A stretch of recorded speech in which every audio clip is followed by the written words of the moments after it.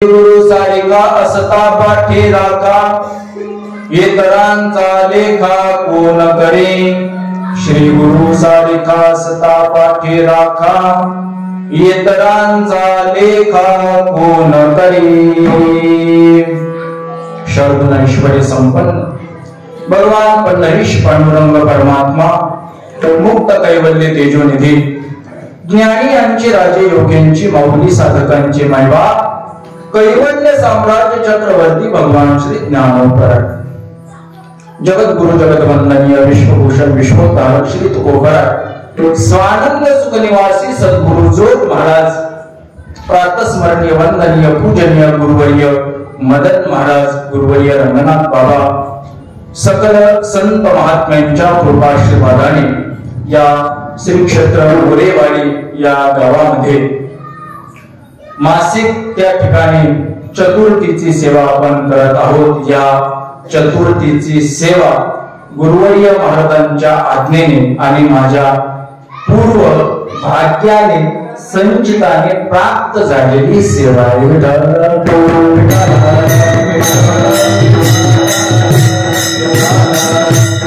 गुरुवर्य मदन महाराजांच्या कृपा आशीर्वादाने या मोरेवाडीमध्ये जीवन जगत असताना सर्वच ग्रामस्थांचं जे जीवन आहे ते गुरुवर्य महाराजांच्या कृपेने चाललेलं आहे, हा सर्व ग्रामस्थांचा विश्वास आहे आणि तो असावा। आणि त्यामध्ये आपण हे सुंदर मंदिर बांधलेलं आहे आणि त्या मंदिराला खऱ्या अर्थाने शोभा जे आहे, रोजचा हरिपाठ असेल, काकडा असेल आणि ही मासिक आपण जे चतुर्थी करत आहोत, हा चतुर्थीचा दिवस आहे। आज या चतुर्थीची सेवा अचानक अशा प्रकारे माझ्याकडे आलेली आहे। गुरुवर्य नियोजित सेवा गुरुवर्य बबन महाराजांची होती। महाराज या ठिकाणी आले, प्रकृती स्वास्थ्य ठीक नसल्यामुळे महाराजांनी आल्याच्या नंतर आज्ञा केली, मला म्हटले तू कीर्तन कर। खऱ्या अर्थाने एवढं अचानक कीर्तन करायचं धाडस शहाण्या कीर्तनकाराने करू नये, पण एकच ज्ञानोपरायांचं वचन आठवलं, कोणतं? श्री गुरु सारिका असता पाठी राखा। श्री गुरु मदन महाराजांसारखे सद्गुरु पाठीमाग असताना, आणि आता एक पाठीमागाचा उघडे परब्रह्म सद्गुरूची मूर्ती, आणि म्हणून त्या ठिकाणी धाडस केलेला आहे। परिहारामध्ये समय न घालता गुरुवर्य मदन महाराजांच्या तुम्हा मायबाप श्रोत्यांच्या कृपा आशीर्वादाने नियोजित वेळेमध्ये कीर्तन संपन्न करण्याचा प्रयत्न करणार आहे। कारण चतुर्थी फार उत्साहामध्ये ग्रामस्थ असतात। कोणालाही विचारा, लहान मुलाला विचारा, वृद्ध माणसाला विचारा, आमच्या महिला मंडळाला विचारा, तुमचे विशेष कार्यक्रम काय असतो म्हणजे चतुर्थीला काय असतं? सगळ्यांचं एकच उत्तर, पंगत असते। सगळ्यात मुख्य हेतू काय आहे? पंगत। आणि आपण स्वयंपाक तयार आहे, ज्याची वाट पाहत आहोत ते अगदी तयार झालेले। मी त्याच्यामध्ये प्रतिबंध आडवा येणार नाही, कारण मी आडवा आलो तर तुम्ही म्हणता आमच्या आणि जेवणाच्या मध्ये हा कुठून आला इथूनच आलेला आहे। जाऊ दे, विनोदाचा भाग सोडून द्या, आनंदाचं चिंतन अगदी अल्प वेळेमध्ये नियोजित वेळेमध्ये 1 तासामध्ये करण्याचा प्रयत्न।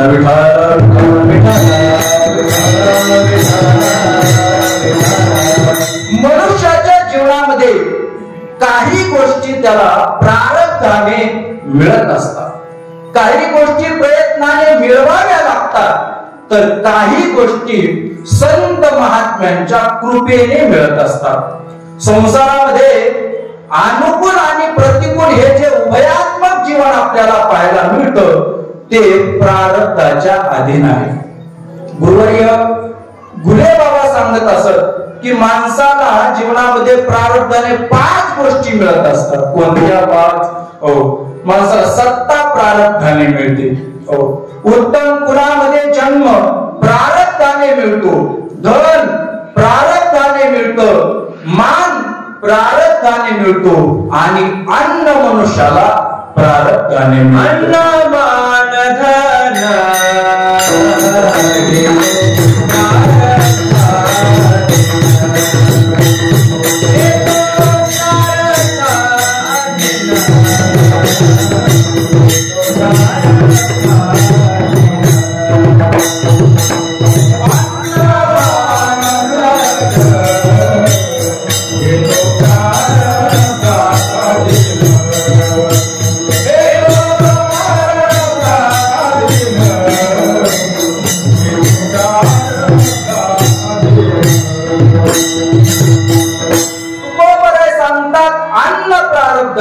यांनी अन्नापासून सुरुवात केलं, आपण हे अन्नापासून प्रारंभ करू.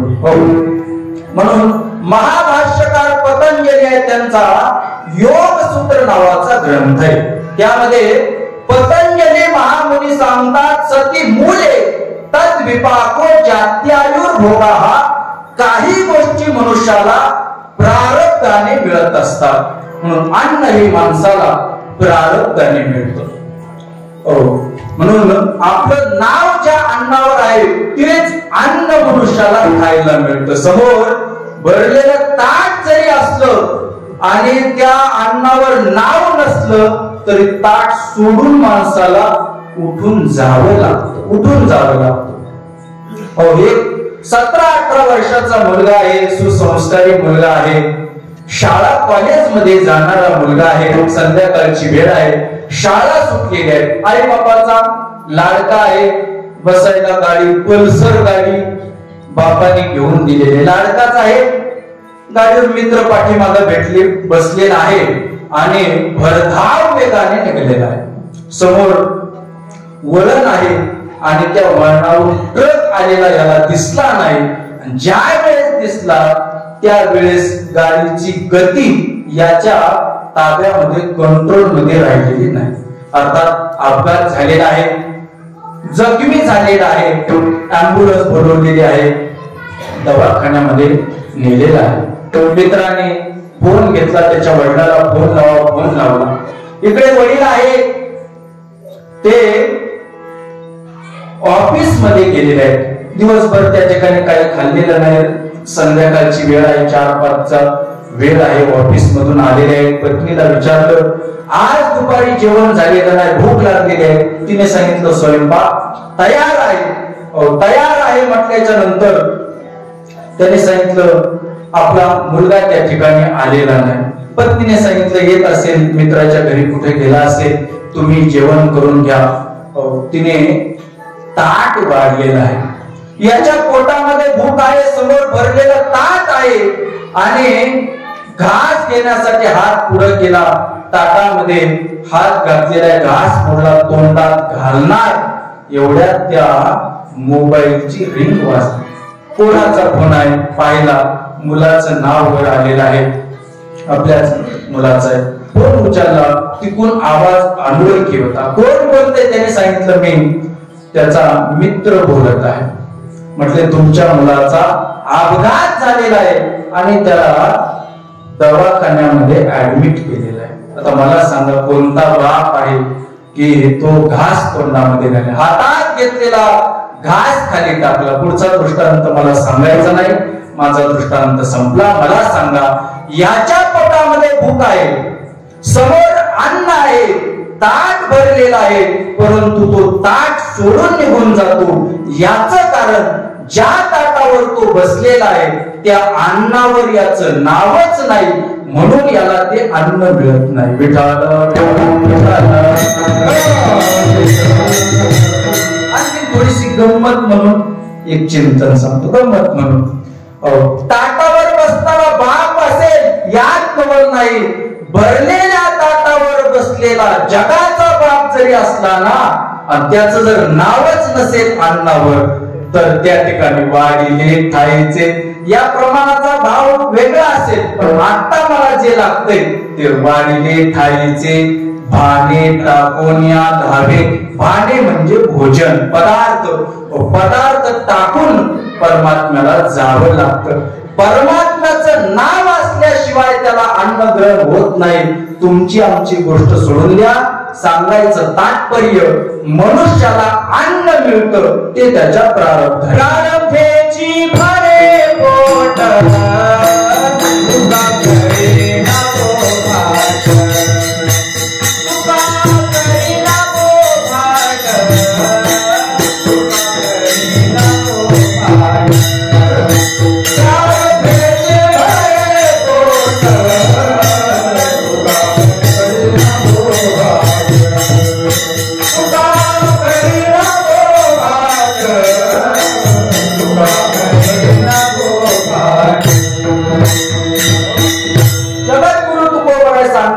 बाबा पोट हे प्रारब्धाने भरत.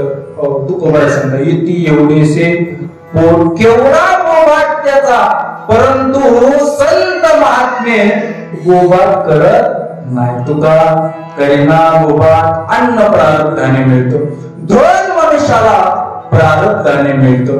हो, प्रारब्ध जर अनुकूल असेल, गुरुवर्य जयराम बाबा सांगायचे, हो मनुष्याचं प्रारब्ध जर अनुकूल असेल तर त्याचं मातीचं सोनं झाल्याशिवाय राहत नाही. ज्ञानोबा सांगतात भाग्याचे भडसे उद्यमाचे निमिसे, संपत्ती जाता पैसे घडले. भाग्य अनुकूल असेल तर संपत्ती घरामध्ये येते, आणि भाग्य जर प्रतिकूल असेल, आता मराठवाड्यातले आपण प्रतिकूल करणार नाही, पालथ असेल तर, प्रारब्ध पालथ असेल तर सोन्याची माती झाल्याशिवाय राहणार नाही. ज्ञानोबा सांगतात अदृष्ट झालिया उदासू पालटे श्रीमंताचा विलासू. त्या ठिकाणी धन मनुष्याला प्रारब्धाने मिळतं. विठाला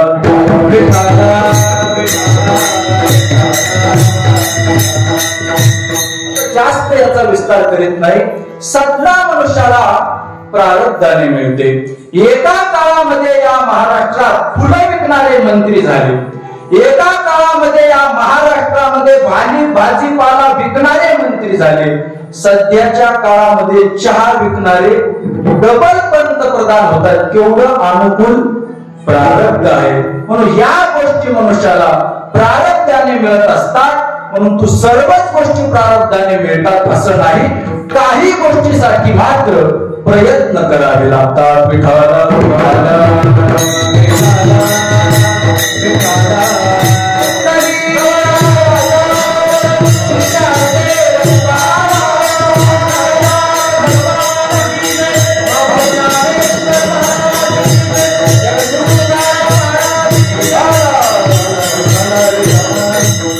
काही गोष्टीसाठी मनुष्याला प्रयत्न करावे लागतात. दैव दैव आळसी पुकारे, आमच्या दैवात नाही, आमच्या दैवात नाही असं म्हणणं हे तमोगुणी आळशी मनुष्याचं लक्षण आहे. म्हणून सर्वच मनुष्याला प्रारब्धाने मिळत नाही. म्हणून पुरुषार्थवादी मनुष्याने आपल्या जीवनामध्ये प्रयत्न करावा. म्हणून एक मन आपण नेहमी ऐकतो, प्रयत्ने वाळूचे कण रगडिता तेलही गळे. म्हणून मनुष्याने प्रयत्न करावा. भगवान परमात्मा सांगतात प्रयत्नात यतमानस्तु योगी संशुद्धी किल्बिषः. म्हणून मनुष्याने प्रयत्न करावा. प्रयत्न केल्याच्या नंतर काय होतं ज्ञानोबा सांगतात एकी अभ्यासाचे निबळे, अभ्यासाचे निबळे एका गती अंतराळे व्याघ्र सर्प प्रांजळे केली. अभ्यासाने काय होत नाही ज्ञानोबा सांगतात, तुम्ही जर अभ्यास केला अर्थात प्रयत्न केले तर विष पचनी पडण्याचं सामर्थ्य अभ्यासाने येतं. ज्ञानोबा सांगतात विष की आहारी पडे समुद्री पाय वाट जोडे एकी वाट ब्रह्म धोकडे अभ्यास केले. ज्ञानोबा सांगतात या जगामध्ये अभ्यासाने होत नाही अशी एकही गोष्ट नाही. म्हणून या अभ्यासाशी काही सर्वथा दुष्कर नाही. या लागे माझे भाई अभ्यास साधने साध्य करीता साया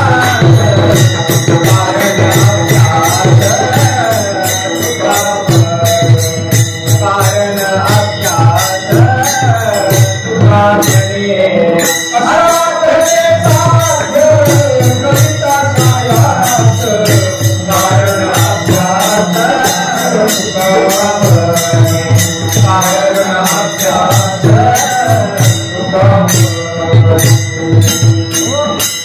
काही गोष्टी प्रारब्धाने मिळतात, काही गोष्टी प्रयत्नाने मिळतात, मात्र काही गोष्टी या श्री गुरूंच्या संत महात्म्यांच्या कृपेनेच प्राप्त होतात. म्हणून मनुष्याला परमार्थामध्ये जीवन जगत असताना कृपेची फार आवश्यकता आहे.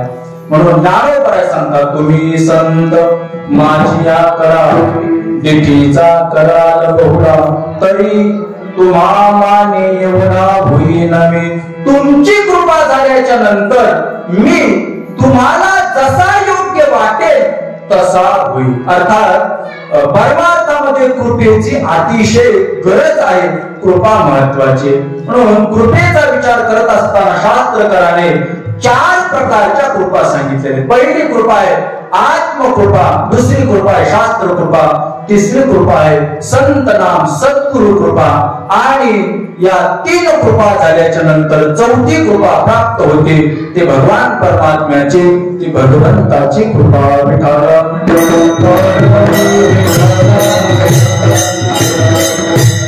पहिली कृपा आहे आत्मकृपा. आत्मकृपा म्हणजे काय? स्वतःची स्वतःवर कृपा होणं. म्हटले महाराज, असा कोण आहे स्वतःवर स्वतःची कृपा करत नाही? तर अज्ञानामध्ये मनुष्य आपला शत्रू होतो. म्हणून मनुष्याने आपल्या जीवनामध्ये आपला मित्र व्हावा, शत्रू होऊ नये. परंतु मनुष्य शत्रू झाल्याशिवाय राहत नाही. जगद्गुरु तुकोबराय सांगतात, आप आपण्या घात कर शत्रू जाणो मी दावेदार, तू तव कृपेचा सागर उतरी पार तुका मध्ये तुका म्हणे. म्हणून मनुष्य स्वतःचाच मित्र आणि स्वतःचाच शत्रू. मी माझा झालो शत्रू, माझा मित्र झालो शत्रू, कैसे पुत्रदारा भेदा, कैसे पुत्रदारा भेदा मित्र, कातया घातेला पंचाळू, कातया घातेला पंचाळू, आहो जगद्गुरु तुका म्हणे, आहो जगद्गुरु तुका म्हणे, आहो जगद्गुरु तुका म्हणे, आहो जगद्गुरु तुका म्हणे. जगद्गुरु तुकोबराय सांगतात, माझा मीच झालो शत्रू. म्हटले महाराज, आपला शत्रू आपण कसा होऊ शकतो? म्हणून ती मदलासा नावाची माता आहे, ती आपल्या मुलाला सुंदर दृष्टांत देते. बाळा, आपणच आपला शत्रू कसं होऊ नये. तो कोसला नावाचा एक किडा आहे. किडा तो आपल्यासाठी एक चांगलं सुंदर घर बांधतो, बंगला बांधतो. कोणत्याही इंजिनियरला जमणार नाही असा बंगला तो कोसला नावाचा किडा बांधतो. परंतु कोणत्या इंजिनियरने त्याला सल्ला दिला काय माहित नाही, पण तो आपल्या घराला खिडकी ठेवत नाही आणि दारही ठेवत नाही. कोसल्याने घरले सुदृढ पैकेले, निघून निघून येता तेने सुख मानिले.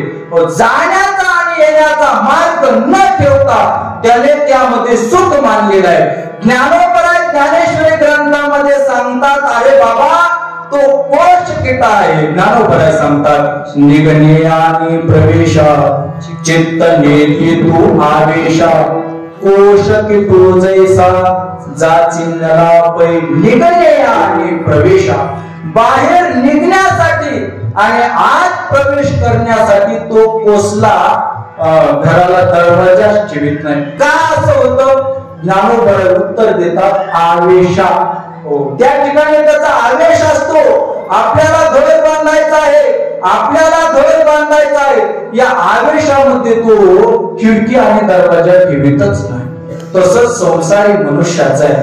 या जगामध्ये जीवन जगत असताना अज्ञानामध्ये मनुष्य एवढा बेधुंद होतो की त्यामध्ये जीवन जगत असताना उद्धाराचा मार्गच बंद करून टाकतो आणि विषयाचा तो पोस्ट करतो, विषयाचं घर करतो आणि त्या विषयाच्या घरामध्ये आतमध्ये गुंतून मेल्याशिवाय राहत नाही. आणि म्हणूनच तोच त्याचा शत्रू आहे आणि तोच त्याचा मित्र आहे. त्याला बाहेर काढण्यासाठी दुसरा कोणी लागत नाही.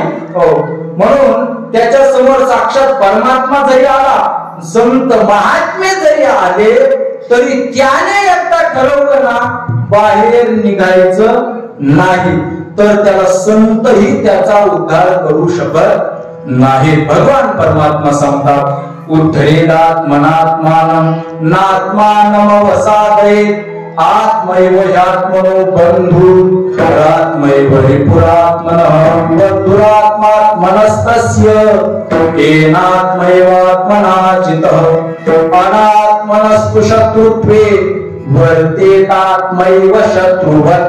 तो शत्रुवत वर्तन करत असतो. ज्ञानोबर हा दृष्टांत देतात, एरवी कोश कीटकाची पडी, जो आपण वैरी त्या कोश किड्याप्रमाणे, जोपर्यंत आपल्या अंतःकरणाची कृपा होत नाही तोपर्यंत मनुष्य परमार्थ करू शकत नाही. हो, आणि ज्या अर्थी आपण या सभा मंडपामध्ये आलेलो आहोत त्या अर्थी आपल्यावर आत्मकृपा आहे. जगद्गुरु तुकोबरायांचे बंधू कानोबराय सांगतात की माझ्यावर माझ्या मनाने अर्थात आत्मकृपा झाली आणि म्हणून या परमार्थ क्षेत्रामध्ये मी आलेलो आहे.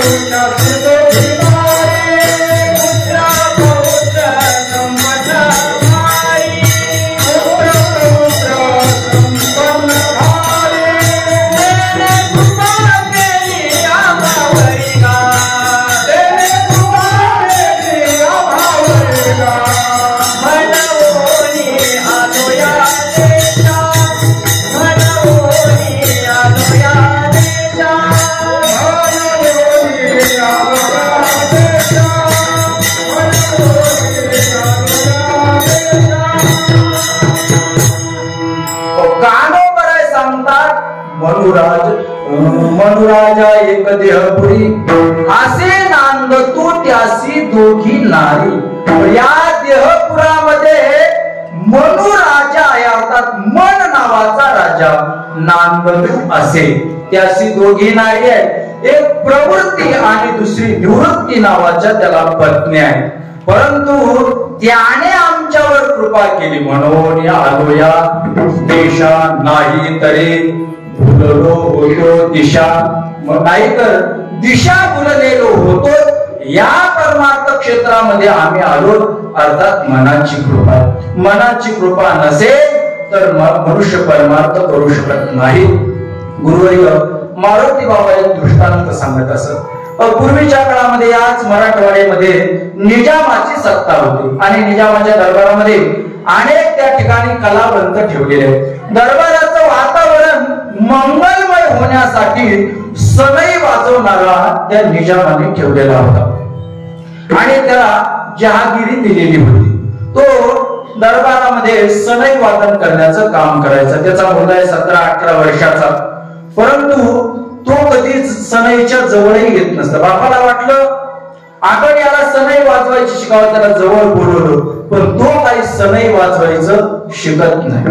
बापाने सांगितलं, अरे बाबा आपण सनई वाजवतो म्हणून निजामाने आपल्याला जहागिरी दिलेली आहे, तू जर सनई वाजवणार नाहीस तर राजा जहागिरी काढून घेईल, भीक मागायची वेळ येईल.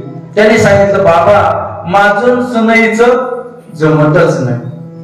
आता त्या वडिलाला वाटलं सरळ सांगून हा ऐकत नाही. वडिलांनी काय केलं, दरवाजा लावला, कडी लावली, आतमध्ये त्याला घेतलं, खाली पाडलं आणि त्याच्या तोंडामध्ये सनई. आता खालून तो बोलू लागला, बाबा झालं तुमचं काम इथपर्यंत झालं, सनई तोंडापर्यंत घालण्याचं काम कुणाचं? तुमचं. आतमधून त्या सनईमध्ये फुंकर घालायची की नाही हे कुणाच्या हातात आहे? प्राण गेला तरी चालेल, पण मी सनई फुंकणार नाही. त्या मुलाला हसू नका. आपलं असंच आहे महाराज. संत महात्मे हे सर्व साधन घेऊन आपल्या दरवाज्यावर येतात. मुखी टाळ दिंडी, हाती टाळ दिंडी, मुखी नाम गाणे, गजर होतो बहु मोठ्याने, नाही निवडले थोर लहाने, नका निजो भिकेच्या भेनेगा. परंतु आत्मकृपा नसल्यामुळे देव न लगे, देव न लगे, देव न लगे, देव न लगे, देव न लगे. साधवनी हृदय लागे, साधवनीचे हृदय लागे, साधवनीचे हृदय लागे, साधवनीचे हृदय लागे, साधवनीचे हृदय लागे, साधवनी. देव न लगे, देव न लगे, साधवनीचे हृदय लागे, साधवनीचे हृदय लागे, साधवनीचे हृदय लागे. देव न लगे, देव न लगे, साधवनीचे हृदय लागे, साधवनीचे हृदय लागे, साधवनीचे हृदय लागे. त्या ठिकाणी आत्मकृपा नसेल तर मनुष्याला ते आवडत नाही. देव न लगे, देव न लगे, साठवणीचे रुंदले जागे. म्हणून मनुष्याच्या ठिकाणी आत्मकृपा अतिशय महत्वाची आहे. ज्यावेळेस त्याला आतून वाटतं आपण परमार्थ करावा, त्याच वेळेस मनुष्य परमार्थ करत असतो. आणि तो परमार्थ करत असताना मनाने परमार्थ करू नये, तो परमार्थ करण्यासाठी मार्गदर्शन घ्यावं लागतं. शास्त्राचं मार्गदर्शन घ्यावं लागतं, संत महात्म्यांचं मार्गदर्शन घ्यावं लागतं. मनाने परमार्थ करू नये. ज्ञानोबराय सांगतात, मनोमार्गे गेला तो येथे मुकला. मनाच्या पाठीमागे मनुष्य गेल्याच्या नंतर त्याचा परमार्थ पूर्ण होईल सांगता येत नाही. म्हणून शास्त्र आहे, तस्मात् शास्त्रम प्रमाणंते कार्याकार्य व्यवस्थितो. भगवान परमात्मा सांगतात, प्रमाण काय आहे? शास्त्र. एक जण आला, म्हटला महाराज माझी द्विधा मनस्थिती झाली. म्हटलं काय झालं? म्हटलं मन म्हणतं ही गोष्ट कर आणि बुद्धी म्हणते करू नको.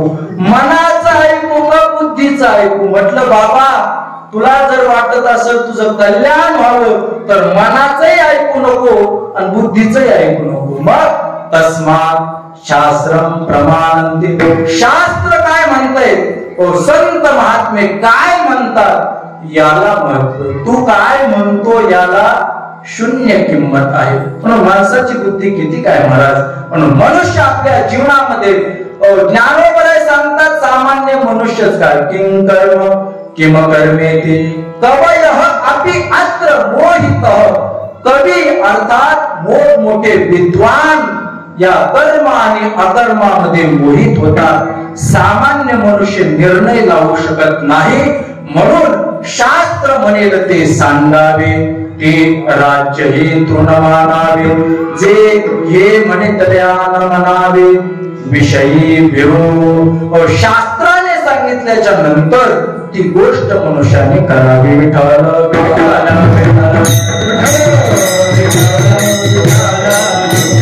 कोणी म्हणे आमच्या मनाने आम्ही शास्त्र शिकू. मनाने शास्त्रही चालत नाही. शास्त्राचा शरण जाणं, पुस्तक वाचून ज्ञान प्राप्त करून घेणं म्हणजे ते समुद्रात जाऊन पाणी पिण्यासारखं आहे.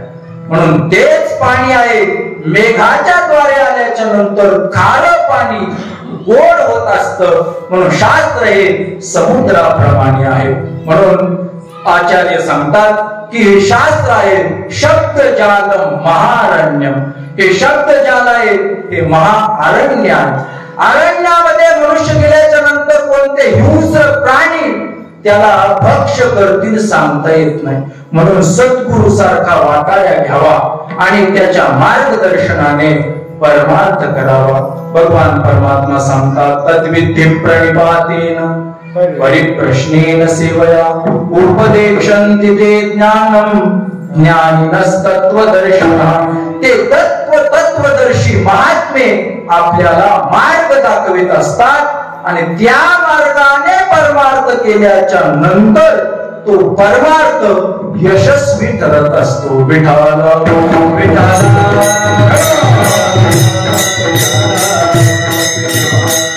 आणि म्हणून मनुष्याने मार्गदर्शन करत असताना संतांचं मार्गदर्शन घ्यावं, अर्थात सद्गुरूंचं मार्गदर्शन घ्यावं. सद्गुरू जर आपल्या पाठीमागे असतील तर काही कमी पडत नाही. सद्गुरूंची कृपा अतिशय महत्वाची आहे.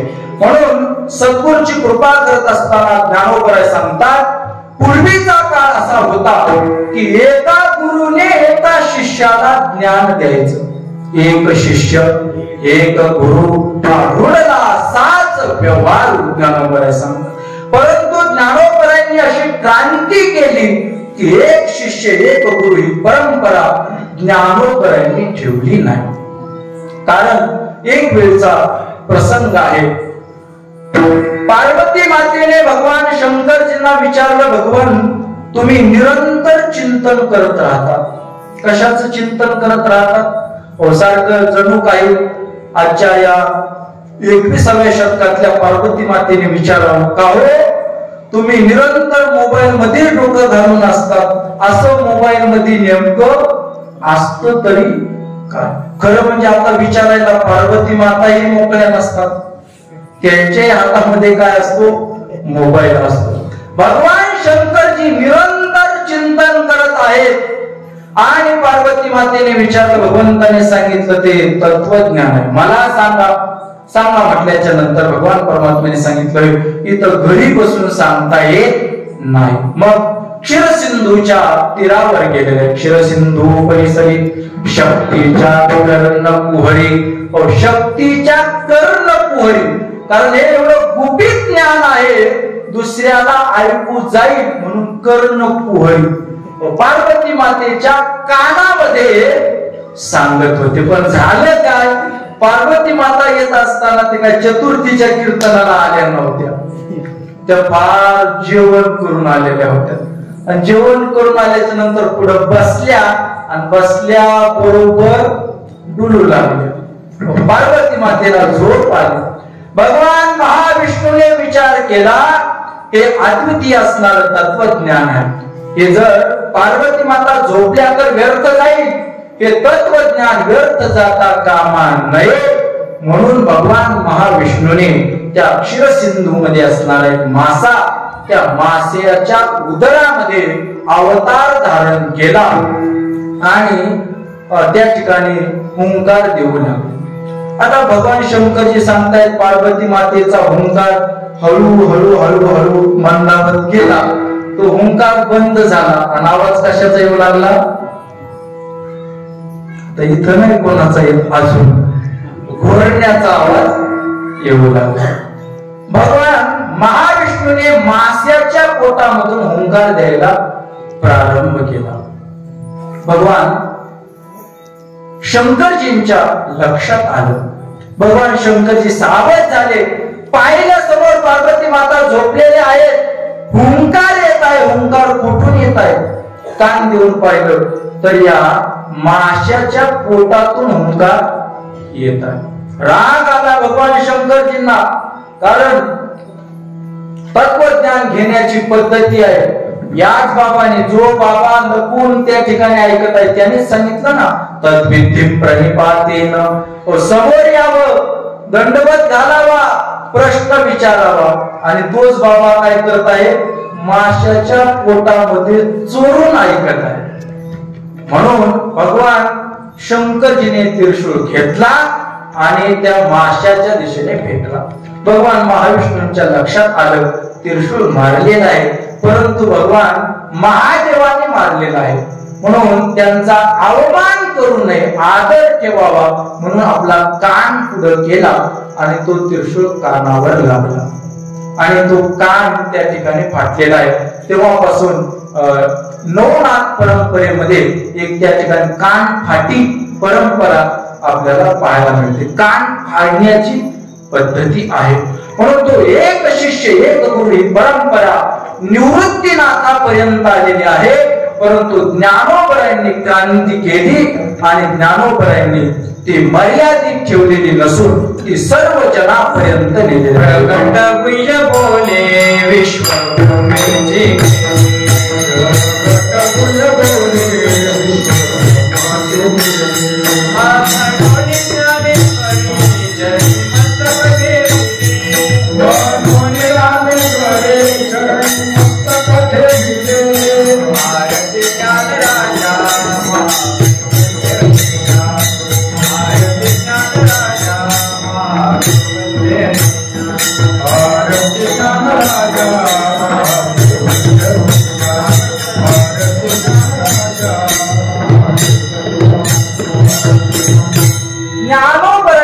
सर्वांपर्यंत दिलेले. ज्ञानोबराय सांगतात प्रगट गुह्य बोले विश्व ब्रह्माची केले रामया जनार्दनी पायी तकची केले.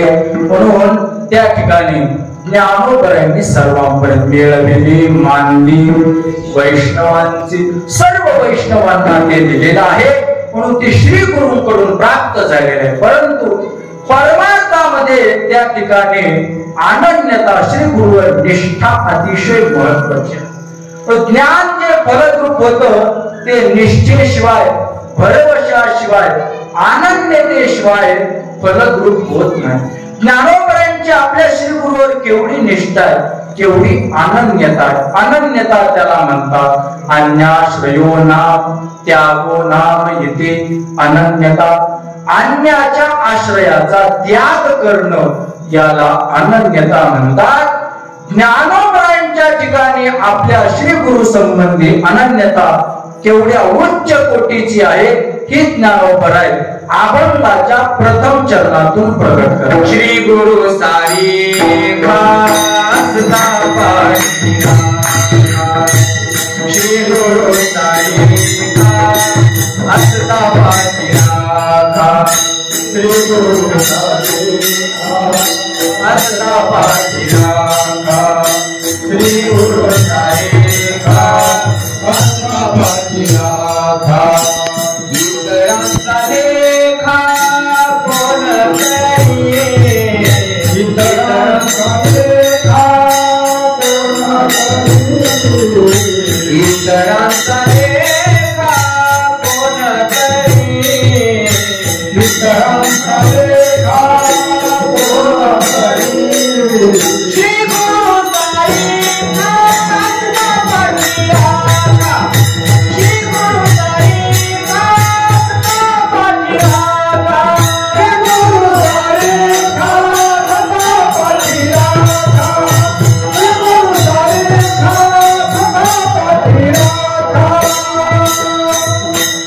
ज्ञानोबराय सांगतात माझे श्री गुरु माझे पाठी राखे असताना इतरांचा लेखा कोण करे. हे ज्ञानोबरायांची आपल्या श्री गुरु संबंधीची असणारी काय आहे अनन्यता आहे. श्री गुरु गुरु शब्दाचा अर्थ आहे गु शब्द स्पंदकारस्य गुरु शब्द स्तन विरोधतः अंधकार विरोधित्वात् गुरुरित्य इति अभिधीयते. म्हणून अंधकाराचा जो विरोध करतो निवृत्त करतो. अंधकार म्हणजे अज्ञान. अज्ञान रूपी अंधकाराचा जो निराश करतो निवृत्त करतो त्याला गुरु म्हणतात. विठ्ठल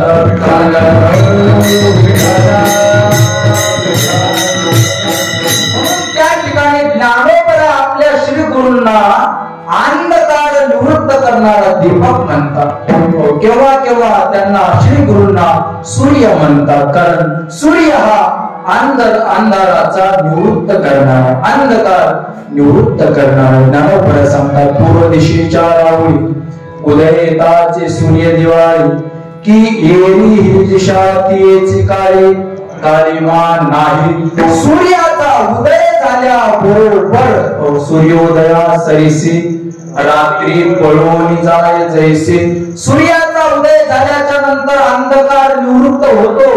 तद्वतच श्री गुरु रूपी सूर्याचा उदय झाल्याच्या नंतर अज्ञान रूपी अंधकार निवृत्त होतो. ज्ञानोबराय सांगतात असा हा आमचा आश्चर्यकारक सूर्य आहे. मावळवीत विश्वाभासू नवल उदयला चंडांशु आद्वयाचिनी विकासो वंदू आता जय जय आचार्या समस्त सुरवर्या प्रज्ञा प्रभात सूर्या सुखोदया.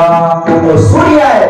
जगद्गुरु तुकोबरायांच्या संबंधी बोलत असताना सूर्याची उपमा दिलेली आहे. म्हणून नमो सद्गुरु तुकया ज्ञान दीपा, या ठिकाणी ज्ञान दीपा दिवा म्हणते. नमो सद्गुरु सच्चिदानंद रूपा, नमो सद्गुरु भक्त कल्याण मूर्ती, नमो सद्गुरु भास्करा पूर्ण कीर्ती. भास्कर म्हणजे सूर्य. सूर्याची परी तुका लोकी क्रीडा करी. म्हणून संत महात्मे सूर्याप्रमाणे अज्ञानाचा अंधकार, अज्ञानरूपी अंधकाराची निवृत्ती करणारे आहेत. रवी दीप हिरा दाविती देखणे अदृश्य दर्शने संतांची. म्हणून संत महात्मे हे अज्ञानाची निवृत्ती करणारे. म्हणून ज्ञानोबराय सांगतात माझे श्री गुरु आहेत. श्री गुरु सारिका असता पाठीराखा. माझ्या श्री गुरु निवृत्तीनाथ महाराजांसारखे पाठीराखे असताना इतरांचा लेखा कोण करी. इतरांचा लेखा, लेखा म्हणजे मोजणे. इतरांची गणतच मी धरत नाही. अर्थात आपल्या भाषेत दुसऱ्याला मी मोजत नाही. इतरांचा लेखा कोण करी. म्हणून कारण मनुष्याला उद्धार करून देणारे कोण आहे? श्री गुरु. श्री गुरु शिवाय मनुष्याचा उद्धार होऊ शकत नाही. भगवान परमात्मा जरी आला तरी भगवान परमात्मा मनुष्याचा उद्धार करू शकत नाही. जोपर्यंत भगवान अर्जुनाच्या समोर भगवंत म्हणून उभा होते तोपर्यंत उपदेश करू शकले नाही. जेव्हा अर्जुनाने सांगितलं भगवान मी तुमचा शिष्य आहे, कार्पण्य दोषो अहतस्वभाव पृच्छामि त्वं धर्म सम्मूढ चेता यच्छ्रेयस्यान् निश्चित ब्रूहितन्मे शिष्यस्तेहं शाधिमान् त्वं प्रपन्न. मी तुझा शिष्य झालेलो आहे, आता मला उपदेश कर असं म्हटल्याच्या नंतर भगवान गुरु झाले आणि गुरु होऊन अर्जुनाला उपदेश केला. तू गुरु बंधू पिता तुझी आमची इष्ट देवता. अर्जुन सांगतोय भगवान तुम्ही माझे गुरु आहात. म्हणून आपणची देव होय गुरु माझ्या विठोबाचा कैसा प्रेम भाव. आपणची देव होय गुरु. परमात्म्यालाही गुरु झाल्याशिवाय उद्धार करताच येत नाही. विठ्ठल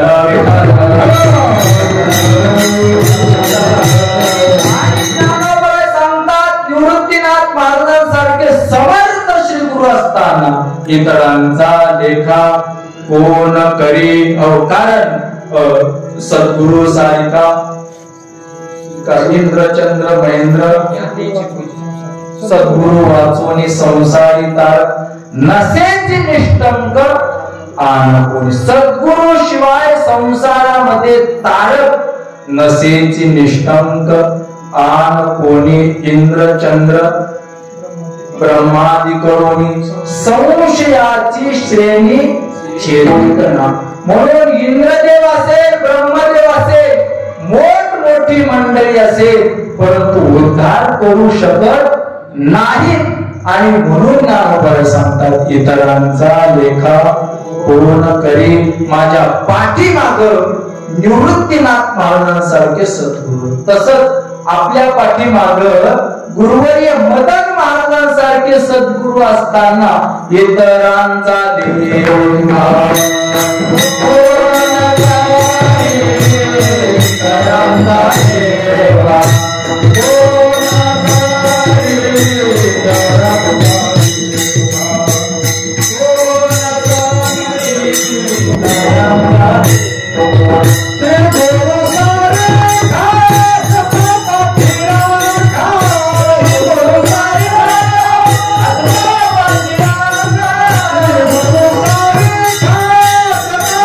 Yeah.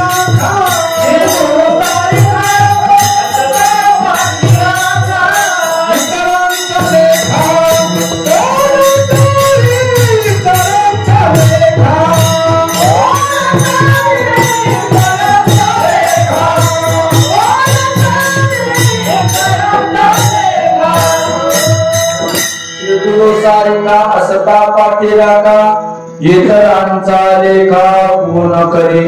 श्री गुरु पाठीलागे असले तर काय होतं आणि नसले तर काय होतं 2 मिनिटांमध्ये सांगतो.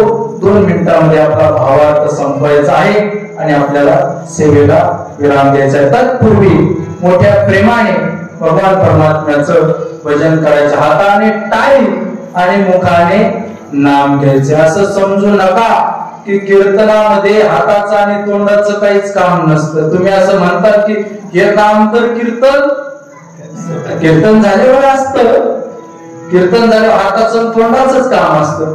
पण त्याचं अगोदर काय करा, हाताला आणि तोंडाला जागृती तयार करा आणि नंतर आता ते काम आपलं चालू होणारच आहे.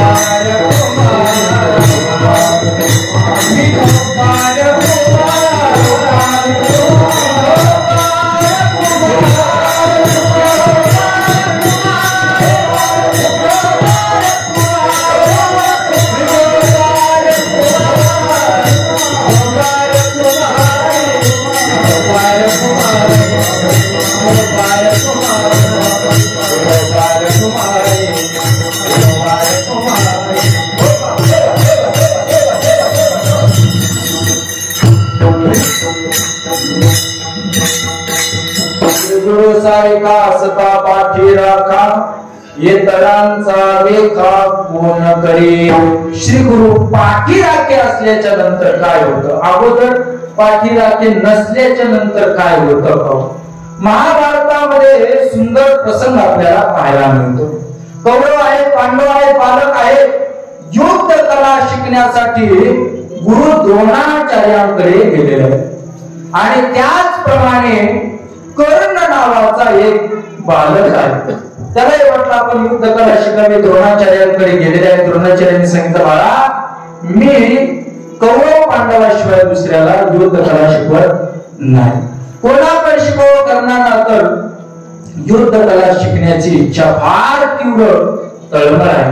त्याने विचार केला हे आपल्याला शिकवत नाहीत ना, मग यांच्या गुरुकडे जाऊन आपण शिकू. हे तर आपल्याला शिकवत नाही ना, मग हे ज्या संस्थेत शिकले ना त्याच संस्थेत जाऊन आपण शिकू. म्हणून त्या ठिकाणी कर्ण आहे तो द्रोणाचार्यांच्या गुरुकडे गेला. द्रोणाचार्यांच्या गुरुचं नाव काय, परशुराम महाराज. परशुरामजीकडे गेलेले आहे. मात्र परशुरामजींनी एक नियम केलेला आहे. कोणता नियम, की मी ब्राह्मणाशिवाय इतरांना धनुर्विद्या शिकवणार नाही, क्षत्रियांना मी शिकवणार नाही. कारण परशुरामांनी 21 वेळा निक्षत्रिय पृथ्वी केलेली आहे. मी माझी विद्या क्षत्रियांना देणार नाही. आणि ही प्रतिज्ञा कर्णाला माहिती होती. कर्णाने विचार केला आपण जर त्या ठिकाणी क्षत्रिय म्हणून गेलो तर हे आपल्याला युद्ध शिकवणार नाही. म्हणून आळंदीचे काही विद्यार्थी ऋषिकेशला शिकायला जातात आणि तिथं काही असे शिकवणारे आहेत महंत, ते ब्राह्मणाशिवाय इतरांना शिकवत नाही. एक विद्यार्थी आपला गेला, मग तिथं विद्यार्थी बाकीचे सांगतात मग काय करतो, जाणव घाल आणि त्या ठिकाणी जाणव घालून जायचं आणि त्यांच्या समोर त्यांना सांगायचं की आम्ही ब्राह्मण आहे. हा खेड्यातला विद्यार्थी आहे तिथून गेलेला आणि त्या गुरुच्या समोर जाणव वगैरे घालून मोठी शेंडी वगैरे ठेवलेली आहे आणि त्या गुरुने विचारलं कोण आहेस, त्यांनी सांगितलं मी ब्राह्मण आहे. आता एवढं त्यांनी सांगितलं कोणत्या शाखेचा ब्राह्मण. आता त्याच्यामध्ये यजुर्वेद शाखा, शुक्ल शाखा अशा शाखेचे प्रकार असतात.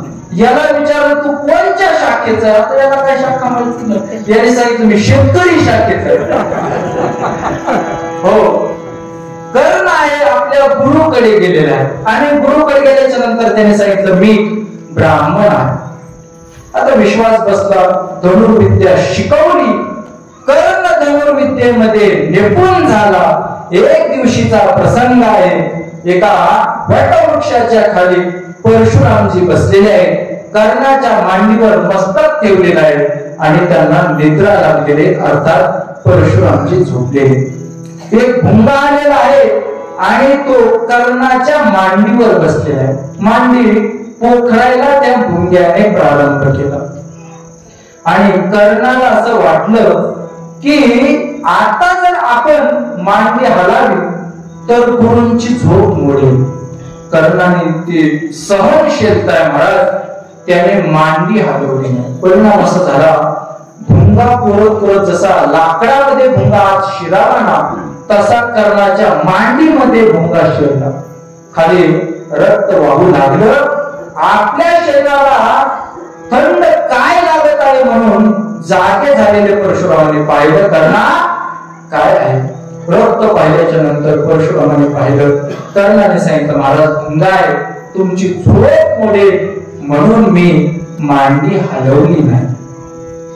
परशुरामाच्या लक्षात आलं. परशुरामाने सांगितलं, कर्णा बोल तू कोण आहेस. कारण ब्राह्मणाच्या ठिकाणी एवढी सहनशीलता असू शकत नाही. महाराज काही काही ब्राह्मण असतात, आता आपले इथं नाही कोणी, परंतु एवढे नाजूक असतात. त्यांचं जीवन हे नाजूक, त्यांचं घेणं नाजूक, वाढणं नाजूक. हो, देवाची आरती घेतली तर ताप येणारे ब्राह्मण आहे आणि तीर्थ घेतलं तर सर्दी होती. एवढे नाजूक असणारे.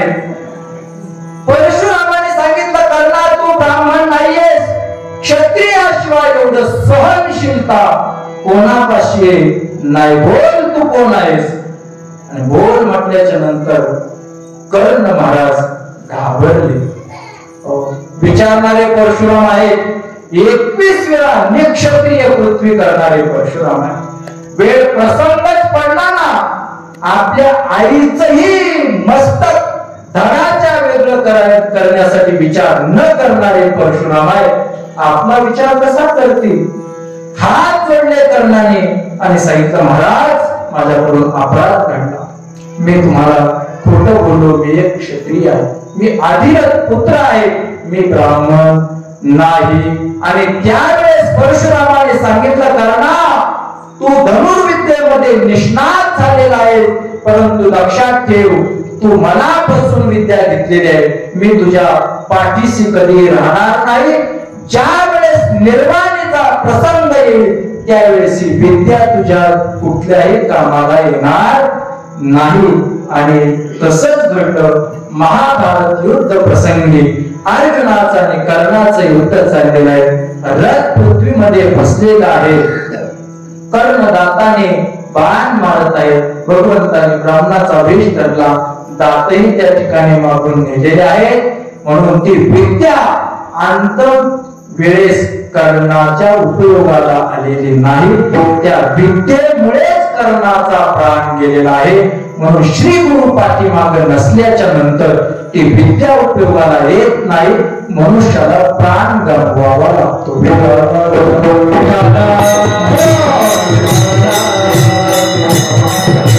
त्याच महाभारत युद्धामध्ये अर्जुनावर आपल्या श्री गुरूंची कृपा आहे, द्रोणाचार्यांची कृपा आहे, भीष्म पितामहांची कृपा आहे. इंद्रादी देवांनाही पराजित न होणारे महान योद्धे अर्जुनाने पराजित केले. याचं कारण त्याच महात्म्यांची कृपा.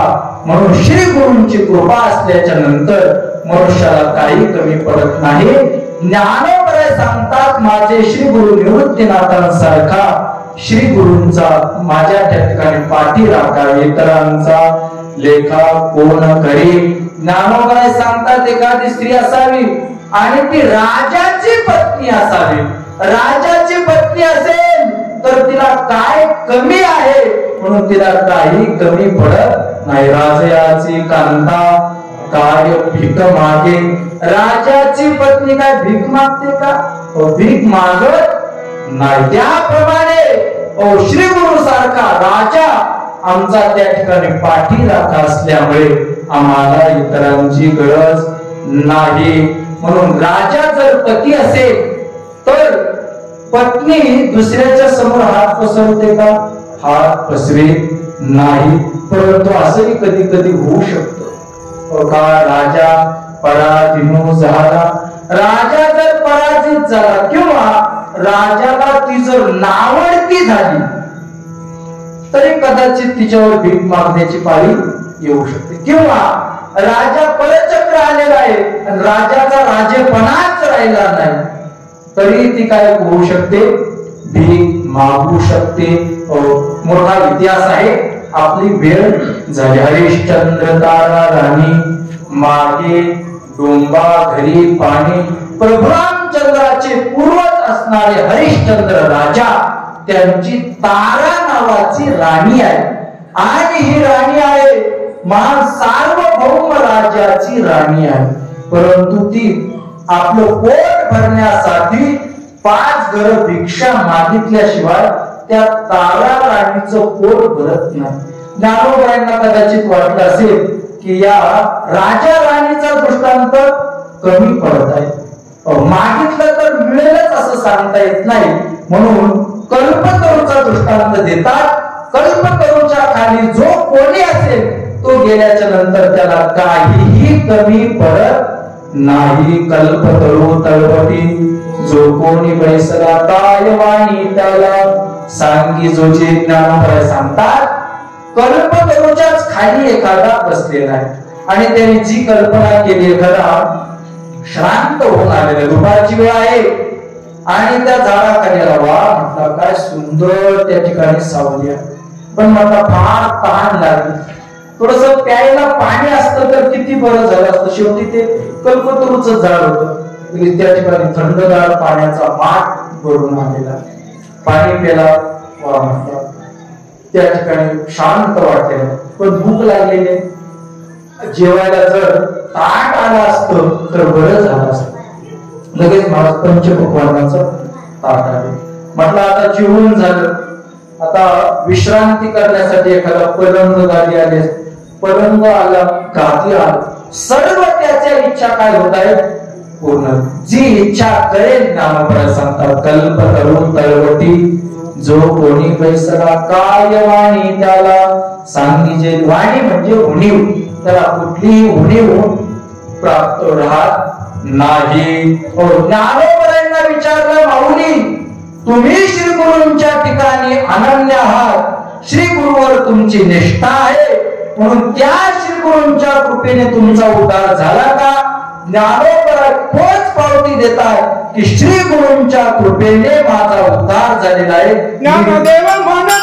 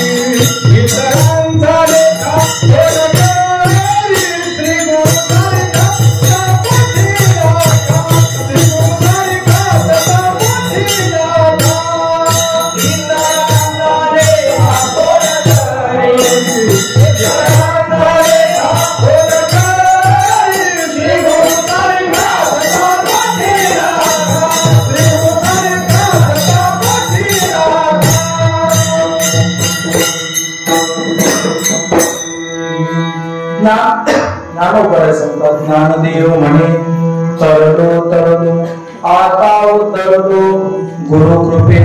ज्ञानोबा आपल्या जीवनामध्ये पोच पावती देतात. तरलो तरलो माझा उद्धार झालेला आहे. कशामुळे उद्धार झाला? ज्ञानोबा सांगतात आता उतरलो गुरु कृपे. माझ्या श्री गुरूंच्या कृपा आशीर्वादाने माझा उद्धार झालेला आहे. तरण म्हणजे काय, उद्धार म्हणजे काय, याचा विचार तुम्ही घरी गेल्याच्या नंतर करा. म्हणजे करत नका बसू, लय त्रास घेऊ नका. व्यवस्थित जेवण करून जा आणि घरी गेल्यावर झोपा. त्या ठिकाणी ज्ञानोबरायांचा अभंग आहे. या अभंगामधून ज्ञानोबराय आपल्या श्री गुरु कृपेचा महिमा सांगतात. श्री गुरूंच्या ठिकाणी आपली अनन्यता सांगताहेत आणि श्री गुरूंची कृपा झाल्याच्या नंतर काय फळ मिळतं ते फळ ज्ञानोबराय सदृष्टांत या अभंगातून सांगत आहेत. पहिल्या चरणामध्ये अनन्यता सांगत आहेत. श्री गुरु सारिखा असता पाठी राखा येतरांचा लेखा कोण करी. दुसऱ्या 2 चरणामध्ये दृष्टांत देत आहेत. एक दृष्टांत दिलेला आहे, राजा राणीचा दृष्टांत दिलेला आहे, अर्थात राणीचा दृष्टांत दिलेला आहे. आणि तिसऱ्या चरणामध्ये कल्पतरूचा दृष्टांत दिलेला आहे.